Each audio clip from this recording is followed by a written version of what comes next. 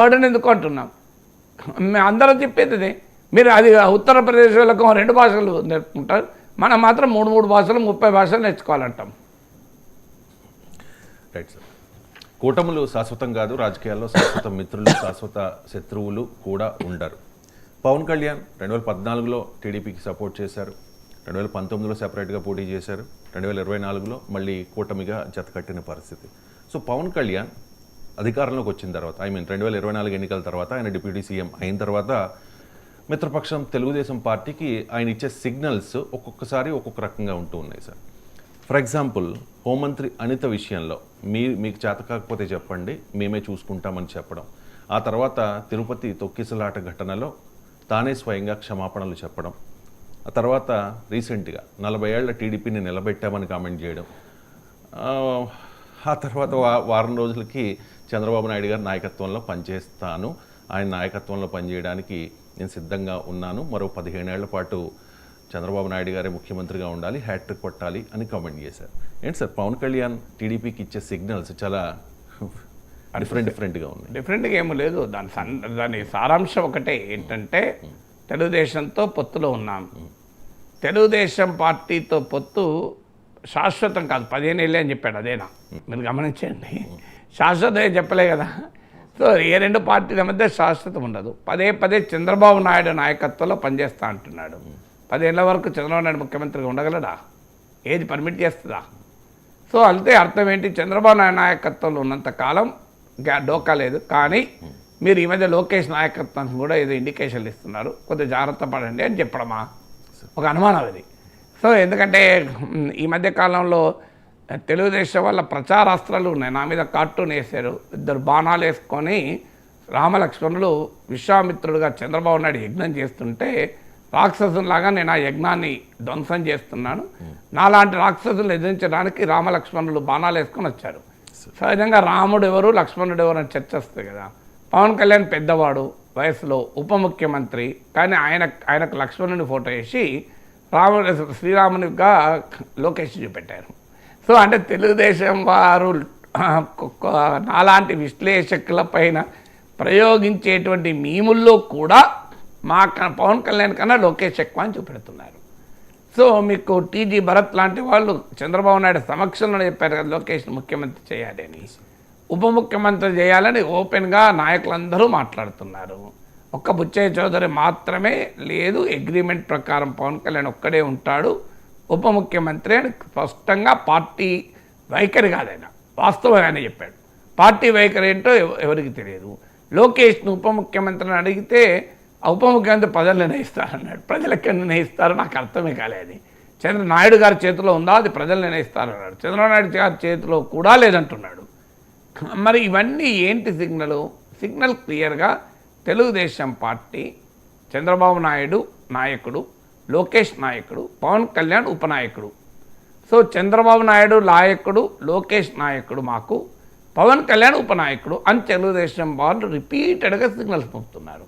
దానికి counter signals అనుకుందామా, లేదా దానికి రెస్పాన్స్ లేకపోయినా ప్యారలల్ సిగ్నల్స్ అనుకుందాం. పవన్ కళ్యాణ్ పంపుతున్నాడు, చంద్రబాబు నాయుడు నాయకత్వంలో పనిచేస్తాను, లోకేష్ నాయకత్వంలో పనిచేయని అంటలేడు, కానీ చంద్రబాబు నాయకత్వంలో పనిచేస్తాను అని ఎంఫసైజ్ చేస్తున్నాడు. సో ఈ రెండింటిని కలిపి మన చంద్రబాబు నాయుడు, లోకేష్ మాకు నాయకుడు, పవన్ కళ్యాణ్ ఉపనాయకుడు అని టీడీపీ వాళ్ళ సంకేతాలు పంపుతున్నాడు. చంద్రబాబు నాయుడు నాయకత్వంలో పనిచేస్తానని పవన్ కళ్యాణ్ పంపుతున్నాడు. మరి ఆ రెండింటిని కలిపి చదివితే మనకు అర్థం కావాల్సింది అర్థమవుతుంది. ఇది ఒకటి.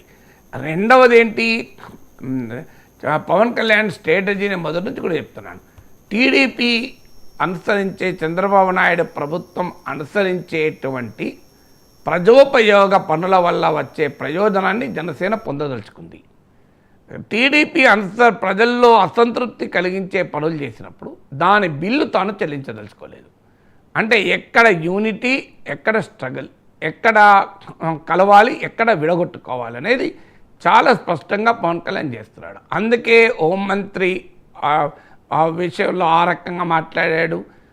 టీటీడీ విషయంలో క్లియర్గా తెలుగుదేశం వాళ్ళు గత జగన్ ప్రభుత్వం అనుసరించినటువంటి టోకన్ విధానం వల్లనే ఇది జరిగింది, దీనికి జగనే తప్పు అని చెప్తుంటే లేదు మాదే తప్పు, మేము క్షమాపణ చెప్తున్నాం అన్నాడు. అని టీటీడీ చైర్మన్ క్షమాపణ చెప్పమని కూడా పరోక్షంగా ఆదేశించాడు. దానికి టీటీడీ చైర్మన్ ఎవరో ఏదో చెప్తే చేస్తారా అని తర్వాత దాని బ్యాక్లాష్ ఎదుర్కొని సరి చేసుకొని పవన్ కళ్యాణ్ చెప్పిన విధంగా చేశాడు కూడా. ఇదంతా ఎందుకు జరుగుతోంది అంటే ఎక్కడైతే తెలుగుదేశం ప్రభుత్వ విధానాల వల్ల అసంతృప్తి కలిగే అవకాశం ఉందో ఆ అసంతృప్తి భారము తాము మోయదలుచుకోలేదు, అసంతృప్తి బిల్లు జనసేన చెల్లించదలుచుకోలేదు.